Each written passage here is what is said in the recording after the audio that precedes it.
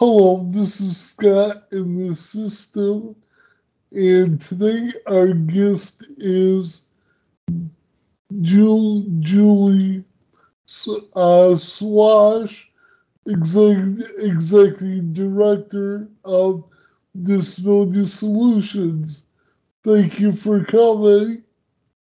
Yeah, thank you for having me on, Scott. I was happy when I got your invite.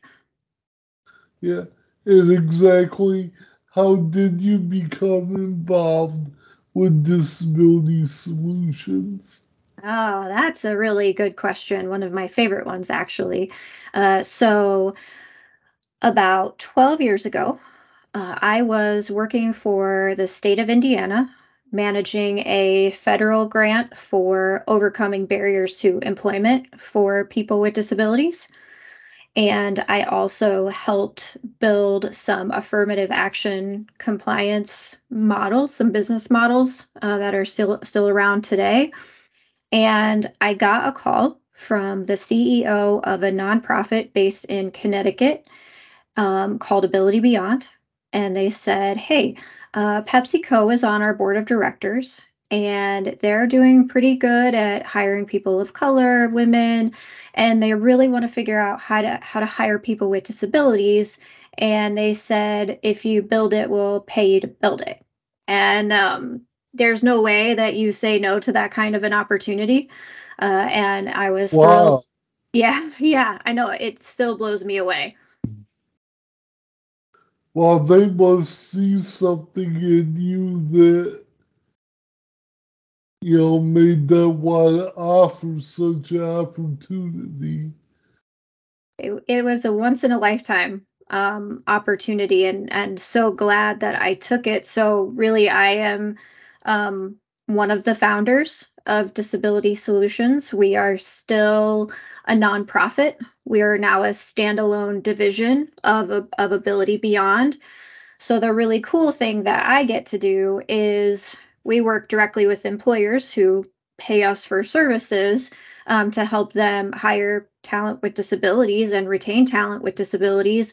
And then whatever money we make after we pay my team goes back to Ability Beyond for services for people with very significant disabilities, like in day programs, transportation, residential services. So I am so blessed to be able to build a business, but also be able to give back to my community all at the same time. Wow. That's quite amazing within itself. Thank you. Uh, okay, for next question. How does Disability Solutions collaborate with employers to attract, hire, and engage top talent for their workforce? Yeah, that's a really great question, and I'll kind of go back to Pepsi as the bit of our origin story. So really, what we got to do with Pepsi was figure out what were the big barriers to employment for people with disabilities, and how do we fit into the system to make sure that candidates that we're helping drive through those systems are providing opportunity. And so, what we quickly realized is that when you apply for a job, there may be six, seven, eight vendors that you interact with that look like the company you're applying to, but are really designed to help get to the right candidate the fastest. And what that created was a lot of barriers to employment. And so we started working on technology and system optimization for our community and making sure that we were allowing for parallel paths within those systems so that people were getting to getting to, excuse me, the interview. And then we needed to kind of tackle that next barrier, which was the mindset about people with disabilities, whether it's a visible disability or an invisible disability. So a lot of internal training, change management, getting people ready to do that. And what we realized through that is that we had a viable business model, and a viable mission-driven part of our nonprofit that could help people get to work on a much bigger scale than what we think of as sort of like your traditional employment services. And that was the way that we could make the biggest impact. So now we work with about 75 countries across the world to help them figure out where they are in their journey, because it's a lifetime's worth of work. You never get it perfect. And then we help them put solutions in place that are going to actually get talent through the door. And as a result, we've helped, that we know of, we know there are more, but that we know of, more than 7,000 people get to work. We've trained more than 10,000 people leaders across the world, and we work with amazing community-based organizations all over the world to help shorten their path to finding talent or finding jobs for the people that they serve. So these employers are specifically looking for the disabled employee. Absolutely. And they don't know how to go about doing it, right? Exactly. Okay. Okay. And of course, from my own personal experience, there's a lot of stereotyping. There much, even in our Yeah. own community. Yes. You know, like I'm a greeter at the Myers store. And typically, that's how the disabled community is seen, only doing entry level positions like that.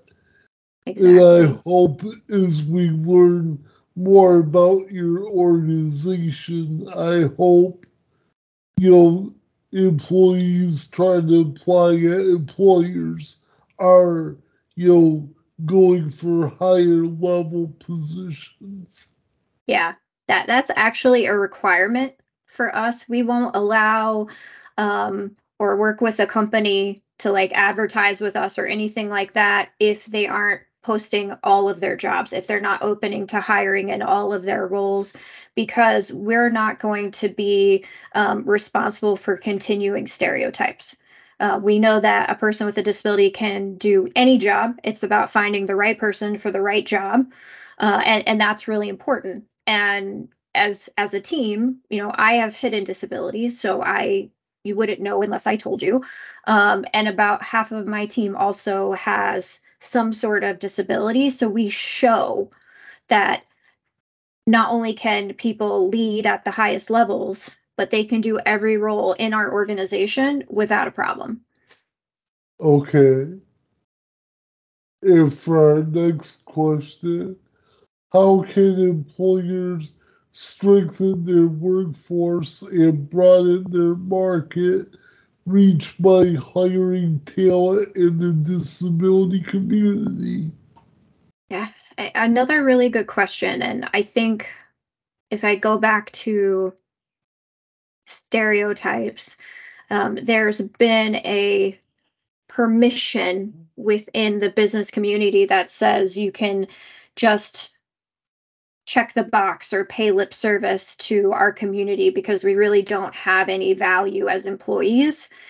And that time is passing, it's changing. And so some of the things that are purely PR driven are no longer going to give companies sort of that attention that they want. What, at least I'll speak for myself and my team, what we want from companies that we buy from, that we purchase from, that we work with is a commitment to hire, a commitment to retain, a commitment to create a culture of belonging. And I don't want to hear about your press releases until you've done the work. And that's what I think is most important, is hiring people with disabilities is not rocket science. It is very doable. It's very achievable. A lot of times talent acquisition or HR, they they choose a vendor to help them with that, and that's great. Or if they do it in-house, they just have to know that the work has to be done and that it has to be done in a way that's based on our value, not based on charity or philanthropy, because you don't hire someone because you pity them. You hire someone because you have a job that needs to be done and they can do the job. Oh, yes. I'll be the first one to tell you, yep, I was hired because I'm a tax credit. Oh, yeah. I love hearing that one too, right? Not because I really had the credentials. Sometimes we feel like we're hired just so they can fill that minority sector and look good to the community. Yep. Yep. I mean, 100%. And I think it's important that you say that, and how it makes you feel, because for too long, our voices haven't been heard. It's been our caregivers or our parents or advocacy groups, and they don't know. And so I appreciate you saying that. And I think it's important for employers to hear. Yeah, yeah. And I just hope your type of organization will change that, stereotype in society in general. We're doing our best, but I'm gonna guess that I'll do this my whole life and then pass it on Yeah, to someone else to pick up the mantle. yeah. Hello, my name is Scott and I have lived independently now for 30 years with cerebral palsy. Thank you for visiting my channel Scott in the System. I have a podcast by the same name. I talk to mostly nonprofit services for the disabled community. I also like to talk about being an entrepreneur affiliate marketer. If you would like to be on my podcast, you can email me at scott@scottinthesystem.com. Be sure to visit my website as at www.scottinthesystem.com. Please be sure to hit that like button and subscribe to my channel as well. Thank you for dropping by and have a blessed day. Could you please tell us about the different types of solutions? Yeah. So how we sort of built our business and the commitment that we made to each other as a team is that we would never do anything that didn't remove a barrier to employment, and we would never do anything that caused an additional barrier to employment.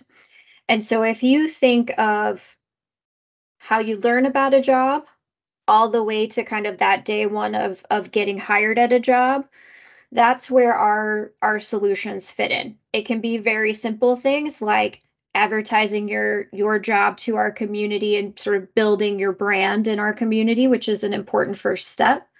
It can be website accessibility. It can be ensuring that your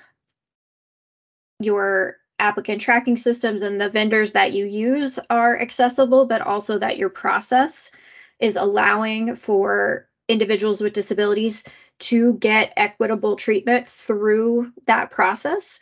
And then it's about changing your culture and creating a culture where people get to not just check the box. And checking the box is important because when we get counted, we get noticed, right? When you start to see our numbers come up, that's important. But it's about creating a culture where we can bring our full selves to work and be ourselves. And that's really where we fit in. A lot of it is like really easy to understand things that HR and talent acquisition do all the time. And then some of it is bigger and more grandiose, where we're actually sourcing and recruiting talent, we're building employer brand, and we're doing system modification. So, again, we're really lucky we get the chance to meet a company where they are, and help them build something successful from there. Okay. Yeah, traditionally the disabled community works with organizations like, for me, it would be Michigan Rehab Services, which is state operated. Mm-hmm. And that is certainly not perfect by a long shot. I've been using them off that for many years, and it's just gotten worse over the years, I hate to say. Yeah, I mean, I think that like two things. One is I always want to be upfront that we only get paid by employers. So when we work with community-based organizations like Michigan Rehab Services, what our job is to sort of bridge the gap between the employer and a job development person, that kind of thing, who really don't have like the time and the opportunity to understand all of the technology and the data work that goes in to getting a person to hire. And so we really see ourselves as a conduit between, the roughly 12,000 community-based organizations contacts that we have throughout the world to help make sure that they can get a person in a job where they're going to be successful, but that we also shorten that time so that they, as an organization, can get paid for their services as they should be, and that a person can get to work faster. And so it's not an easy role to work for those organizations, and we try to make it a little bit easier. Yeah, yeah. Yeah, it's a very challenging process. We're learning every day. What types of training does Disability Solutions offer? So we have job seeker and partner training, so community-based organization training that helps with interviewing, best practices, tips, kind of what to expect when you're applying for a job, those kind of things that we do regularly. We do a lot of trainings for veterans with disabilities specifically. And then we do trainings for employers to help get them ready.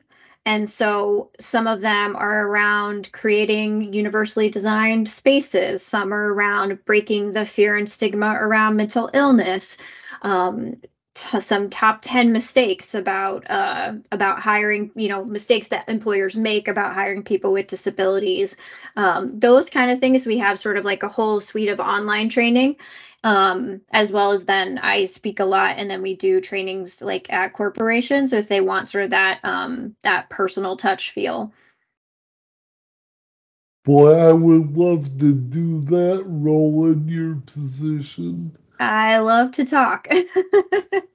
One of my personal favorites is, or pet peeve, I guess it should be, is when I have like a customer come into the store, and if I'm working with somebody else, they'll ask that person about me like I'm not, capable of communicating on my own. It's like, Yes. wow. Yeah. And I just don't know if it's people like aren't patient or they just they get nervous, but it's like, hey, just talk. It's okay. So I'm glad you shared that, because that's something people like really just, I think they worry about, but they don't ask or take action. And again, just you saying like, hey, talk to me. It's cool. It makes a difference. Yeah. Where other people come in and start talking to me right away. I Mm-hmm. guess it's a personal insecurity issue or something of that nature. I think so. Or at least I try to give people grace and say it's not because of the person or the person's disability. It's because they don't want to mess it up and they don't want to make anyone else feel bad. And so they just, instead of learning, they avoid. And that's not getting us anywhere. And I think we're on the last question. Okay. Any key events coming up this year? Gosh, I mean, there are always things that we're going to be out at some conferences this year. I'll be speaking at some conferences. If employers listen, or if a person with a disability happens to be at the conference, we'll be at Unleash in Las Vegas. We'll be at RecFest in Nashville, Unleash in Paris, and RecFest in London, as well as probably a couple other conferences here and there. So if you happen to be out and about in the conference world around HR or TA technology, come find me. I'll be there. Wow. This sounds exciting. I am very blessed and very, very lucky to have this amazing work that I get to do. Yeah. Yeah. Are these conferences open to the general public or? So it sort of depends. You have to pay for a ticket, but a lot of times you can come into like where the exhibitors are, which is where I usually Yeah. am, where they have all the big booths and all that kind of stuff. You can Yeah. usually come in, and if anyone, hears me and they're in there, just they can ping me on email or through you, and I'm happy to pop out and meet them and see what we can do. Yeah. What kind of interactions do you usually have there? Mostly it's with people who are decision makers, buyers, around talent acquisition services. So it could be, hey, I need a new system that people can apply to the job in, or I need training, or I need help with interviewing. It could be like a lot of different things, just anything that you're thinking about. Or that could help someone apply for a job and think about a job. So, really, a lot of talent acquisition leaders and a lot of human resource leaders. And when you say hire, you're talking specifically for the disabled community. So they're looking for general solutions and Okay. niche solutions. So we only talk about disabled Mm, veterans and the okay. disability community as a whole. And Okay. so if they're talking to me, that's what they're looking for. Okay. Okay. And they don't know how to get past that barrier typically. Exactly, exactly. A lot of Okay. analysis paralysis happens and people just don't move. Okay. Well, thank you very much for Yeah. coming, and I would love to have you back again, and you could give us updates so often. Yeah, I would love that. I would love that. Thank you for Yeah, inviting me and having me on. I will yeah. look to spread the word about your podcast and your videos always, and then as soon as you publish ours, I will share it far and wide. Okay, well, thank you very much. Thank you, Scott. Hello, my name is Scott and I have lived independently now for 30 years with cerebral palsy. Thank you for visiting my channel Scott and the System. I have a podcast by the same name. I talk to mostly nonprofit services for the disabled community. I also like to talk about being an entrepreneur affiliate marketer. If you would like to be on my podcast, you can email me at scott@scottanthesystem.com. Be sure to visit my website as at www.scottanthesystem.com. Please be sure to hit that like button and subscribe to my channel as well. Thank you for dropping by and have a blessed day.